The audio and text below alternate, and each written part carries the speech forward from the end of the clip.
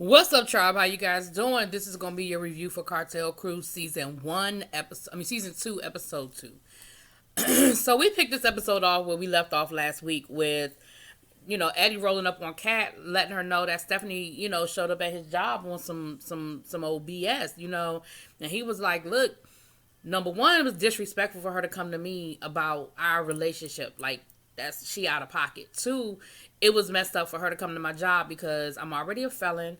I'm already like here on a humble, and the last thing I need is for her to put my job in jeopardy by showing up at my job in front of my boss. Like, and three, somebody could have called the police, and then I'm going back to jail because I'm already barely out on on my papers or whatever."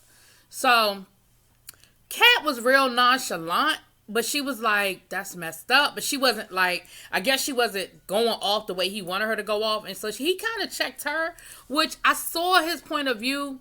But Kat's thing was like, I can't believe I think Kat was sort of in shock. Like, I can't believe she did that. And maybe she felt like maybe he was exaggerating a little bit because it just hit her really out of left field.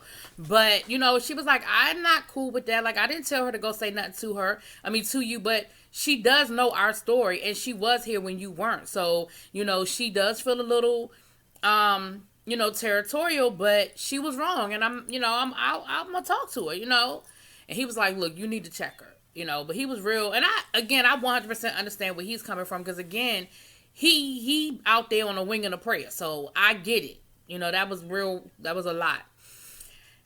We see Nicole. Now, last week, I think I called her Rachel. I think because her Instagram is the real Nicole, and for whatever reason, the R-E was in my head or whatever. Anyway, even though Rachel spelled R-A, whatever.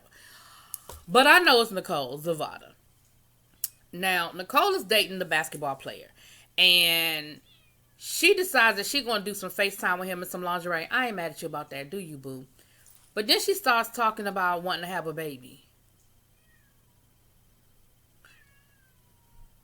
Y'all been dating like a month.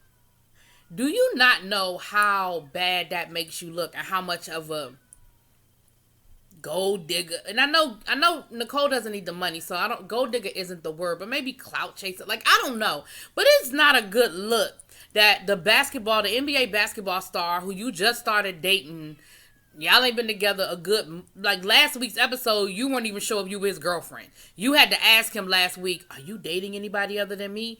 And now it's, "I'm ready to have a baby." Now, in her defense, she was just like, "Look, I'm ready to have a baby." And I think probably whoever she was dating at the time, she'd be ready to have a baby by.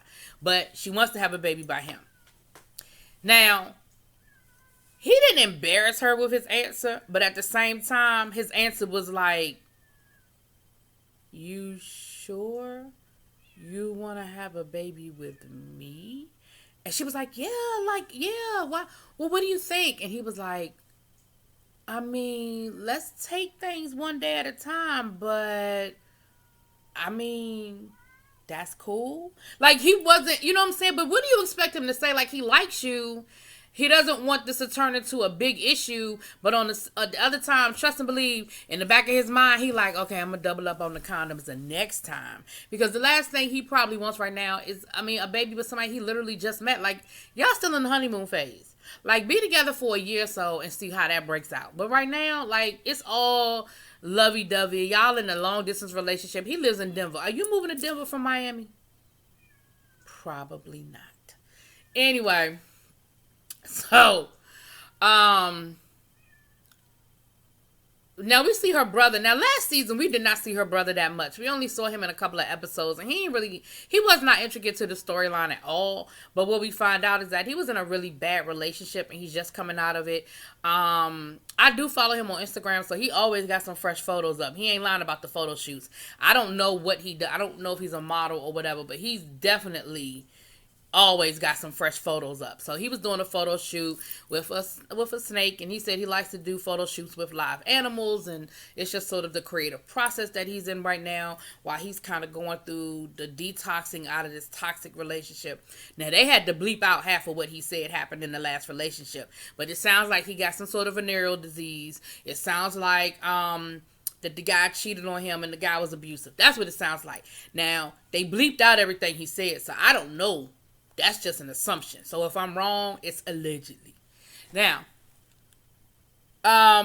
So we see Marie visit her lawyer. Now, remember last week that Marie's got some battery charges, some domestic violence charges from when she went over to her family's house and got into it with her mom and her brother. Again, I just don't have no sympathy for Marie. I do not, because we got more information this week, and what finds out is that the DA is offering her 30 days in jail.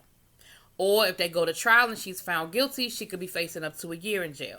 And of course, she breaks down and I just can't go to jail. I can't go to jail. Oh my God. I have a daughter and I can't miss my daughter's this and my daughter's birthday and Christmas and this.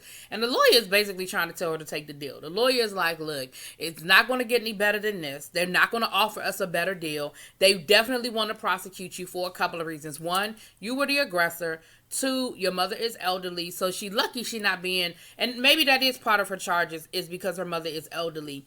And she said by all of the witnesses' account, you jumped on your mother. You were out of control. You were out of control. They couldn't calm you down, and you were the aggressor. Now, last week, Marie tried to make it sound like she was defending herself, and that her and her brother got into it. That her brother came at her first. She was, her and her brother got to fighting. Her mother jumped in it, and she was defending herself. That's how she made it seem. But now, in this episode, it sounds like Marie was a little bit more the aggressor than we were led to believe. And that's why the DA ain't really trying to cut her no slack. Now, at the end of the day, 30 days versus 12 months, I don't know. Now, she goes to talk to Michael about it, and Michael's like, yeah, we're not taking no deal. You're not, I can't believe and they keep talking about, I can't believe your family's doing this to you. I can't believe your family's doing this to you.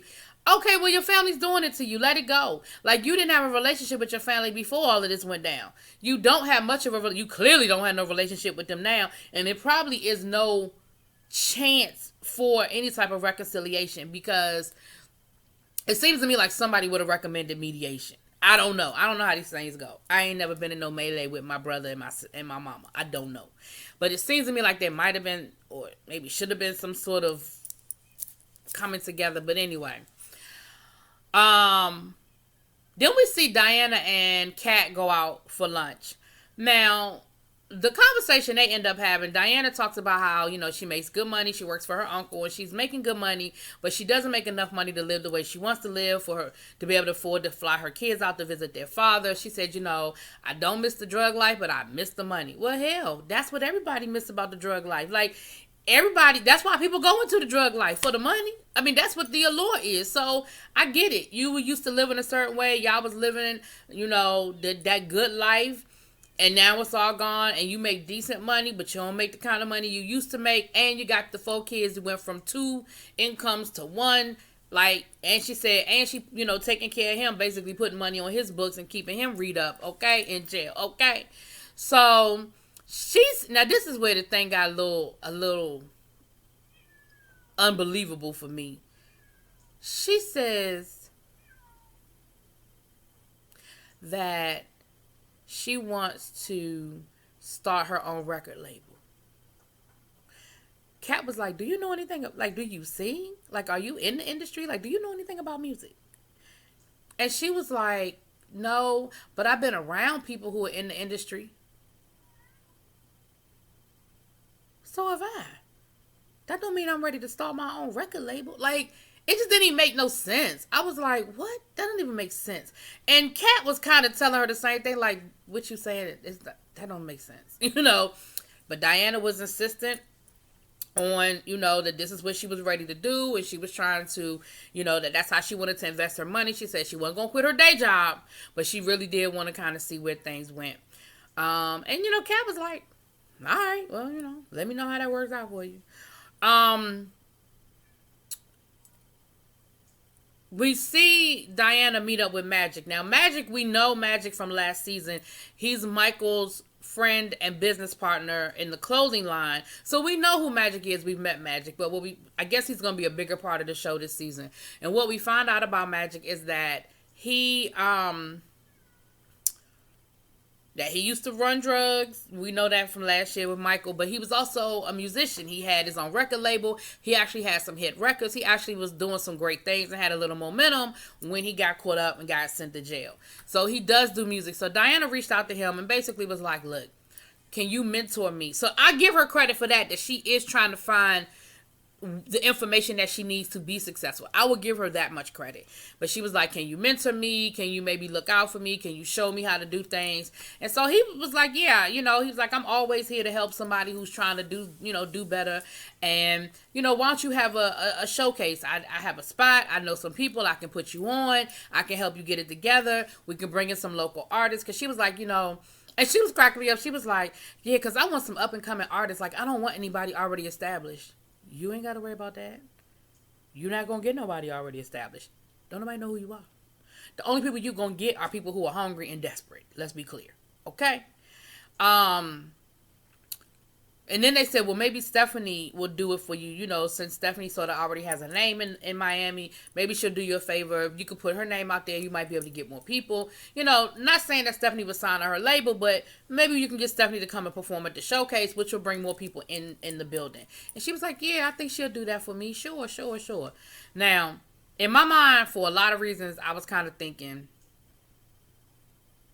maybe she will, maybe she won't. But we'll get to that. So we see the guys go out. Now look, I have a question, and I'm not even being funny, y'all. Drop it in the comments. Please let me know. I always thought that if you were on probation, you could not associate with felons. Michael's a felon. Magic's a felon. How they hanging out at the cigar bar? Did they get special permission so they could film for the TV show? Or am I just not understanding the process? And I'm not even being funny. I really don't know. Because I'm sitting here looking at them at the cigar bar, and I'm like, Eddie, are you supposed to be there right now? Don't get in trouble over this. But neither here nor there. They down to the cigar bar. They having a fella's night, a guy's night. Michael was like, look, I know Maria's going through a lot right now, but I needed to get out the house. I needed some guy time, I know she going through what she going through, but be honest, I thought my days of hanging out at the courthouse were over, especially now that I'm off of probation, and, I just need to get away. Magic is there. Like I said, Eddie shows up, and Los shows up. Now, we haven't seen Los a lot this season so far, but, that's my boy from last season, so we're gonna, I guess we'll see more of him in upcoming episodes. So they get to talking, and Eddie lets them know what Stephanie did, how Stephanie rolled up, at his job, and, how that whole thing went down. And, the guys were like, say what? Like, nah, that was disrespectful. Like, you don't do that. They don't understand. One, the whole danger part of him losing his job and all that other stuff. But just the other part of it is, that's just disrespectful. Like, that is not her place. That's disrespectful for her to come and roll up on you like that. So then they went back to last season when Stephanie and Los got into it when they went to Mexico and how that went down. And Los was like, yeah, she just don't have no respect. Like, she just disrespectful. So they kind of, they vibed off on that. And they talked about the showcase and everything, whatever. Nicole and Stephanie, they go to a pole dancing class and they get to talking, and Nicole tells Stephanie about wanting to have a baby. And Stephanie was like, what is up with my friends? Like, I got one friend that's getting back with her baby daddy that cheated on her. I got another friend that wants to have a baby by a guy she just met a month ago. Like, why don't everybody just slow the hell down? Like, what's the rush? Which I can't disagree with her on that one. Then she's talking about, they talk about the showcase. And Stephanie was like, you know what? I don't know if I'm going to go to this showcase for Dianna. Because first of all, Dianna spent all last season basically giving me a hard time and disrespecting and calling me out, accusing me of sleeping with half of Miami, accusing me of sleeping with Lil Wayne, accusing me of sleeping my way to the top, talking about I didn't have no talent, talking about I wasn't this and I wasn't that. Now, all of a sudden, though, you want me to perform at your showcase. She was like, look, I forgave. Oh, but I didn't forget. So, it's going to probably be a no for me, dog. Then she went on to say, and let's be clear, I sort of have a status in Miami, even though I don't have my record label, I don't have my record deal with Cash Money. I'm waiting on it. She was like, I just opened up for Lil Wayne a couple of months ago. Would I look like performing in a hole in the wall for a no-name record label? Like, that would hurt my brand. Now, I sort of saw both sides of that coin. On one hand, I was like, okay, Stephanie, maybe you smelling yourself a little bit. But on the other hand, I could kind of see it. You do have a local name. Like, you haven't hit big yet. But then but now if her and Dianna were really friends, then I would say, come on, Steph, you could have done it for her. But the first point she brought up was valid. It was very valid. Dianna did talk cash money, no pun intended, trash about her last season. And again, accused her of sleeping her way to the top, accused her of all of those things. So to be honest about the matter, I kind of understand why Stephanie would be like, yeah, nah, dog, you worked that out without me. Then okay. So now we finally have the conversation with Kat and Stephanie. Kat let Stephanie know she was out of line. Like, you were wrong for going to his job. You were wrong. She was like, I understand and I love you for the fact that you're my best friend. You know what I went through with him. She was like, but at the end of the day, I'm trying to do what's best for my family and I need you to respect that. Stephanie was like, first of all, you're not my best friend. You're my sister. Second of all, I know what you went through with him and he's going to do it again. I don't trust him. When my father got out of jail, he leaned into my mom. He used my mom.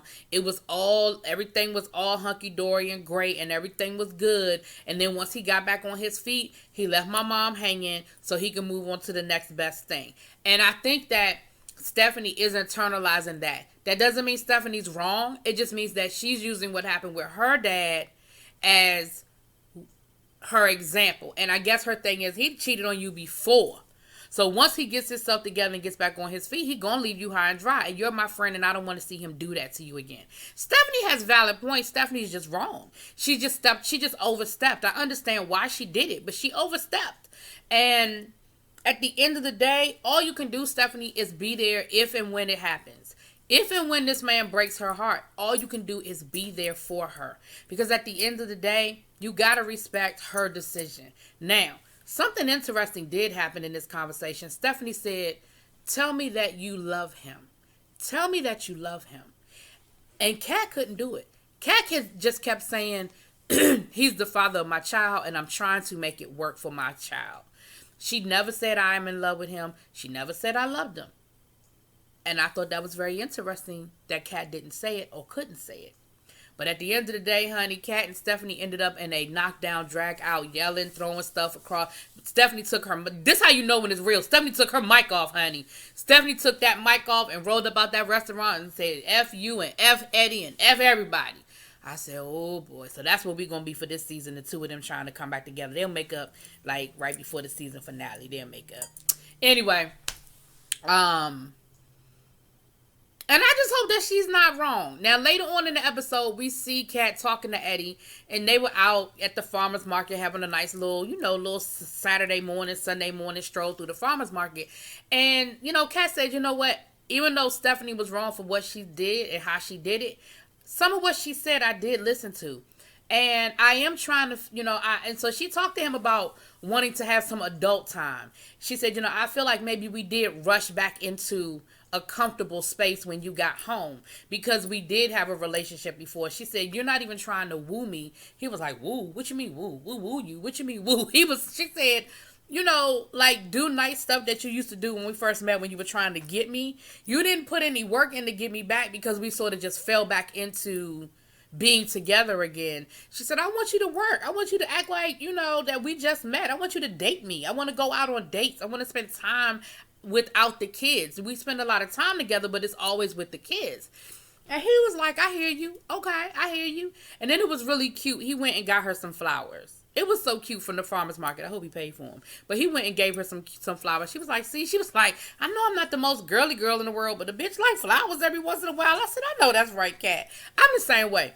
I'm not the most girly girl, but there's some things that I do like that, women traditional like. Okay.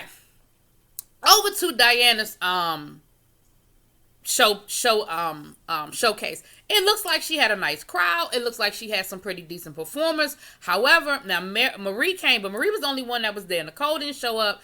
Stephanie didn't show up, and Kat didn't show up. Now I think Kat did let Dianna know she couldn't come. But Dianna, of course, was upset that Stephanie didn't come. And Dianna was like, oh, see, she better have a really good reason why she didn't show up. She better be able to tell me why she didn't show up. Because if not, then me and her got a problem. And I don't mean like a problem. Like, I mean, I'm a fight you problem. First of all, why is her not showing up to your showcase rise to the level of violence? Have you learned nothing from what Marie is dealing with right now? Number two, you act like y'all are like, I know that they sort of made some sort of truce while they were in Mexico, and maybe they've been hanging out and doing some other things during the off season. But like Stephanie said, I forgave you for what you said to me, but I didn't forget, and we ain't friends. We ain't best friends. I don't owe you anything. I'm not doing you a solid. I'm not doing you a favor. So from that, I 100% understand where she's coming from. Like, I do. And it'll be very interesting to see how we end up, when they do finally see each other. Because like I said, I don't think Stephanie owes Dianna that. Now, maybe she owed Dianna a phone call to say she wasn't going to come. Because Dianna said she reached out to her and Stephanie never returned the phone call. Now, Stephanie, you might have been able, you could have been able to just, see, nowadays, you don't even have to, see, before texting, we had to actually answer the phone to make up a lie. Now, you don't even have to do that. You could just send somebody a text and be like, nah, I ain't going to be able to make it. You don't even have to add nothing else to that text. Nah, I'm not going to be able to make it. That's it. No more explanation needed. Then if there's a follow-up text, you can ignore that. Ignore the follow-up text. You know what I'm saying? Anyway, y'all, that was the episode. Y'all let me know what y'all think. Drop it in them comments. Peace.